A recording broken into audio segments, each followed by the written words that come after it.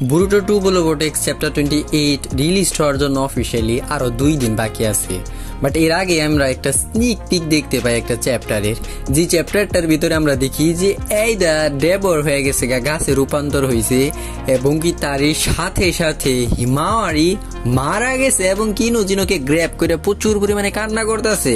এই চ্যাপ্টারটা দেখার পর আমার পুরো মুডটাই আমি totally 100% shock, almost heart attack আইসা যাইতে হয়েছিল ভাই। আমি দেখলাম কি এইটা এখানে Himawari one of the main character স্টোরির ভিতরে ও মারা গেছে। আমি নিজের সেলফকে বিশ্বাসই করতে পারতাছিলাম না যে ভাই চলতেছে কি, যে এই স্টোরিটা এতটুক ডার্ক থিমে কেমনে গেল। বাট তার কিছুক্ষণ পরে জানতে পারলাম যে এটা অ্যাকচুয়ালি রিয়ালিটি না, এটা অ্যাকচুয়ালি অন্য টাইম লাইন, যেটা কিনা কাশিন কুজি আগে ফরশ্যাডো অর ফিউচারের যে পাওয়ারটা আছে ওইটা ইউজ করে দেখছে।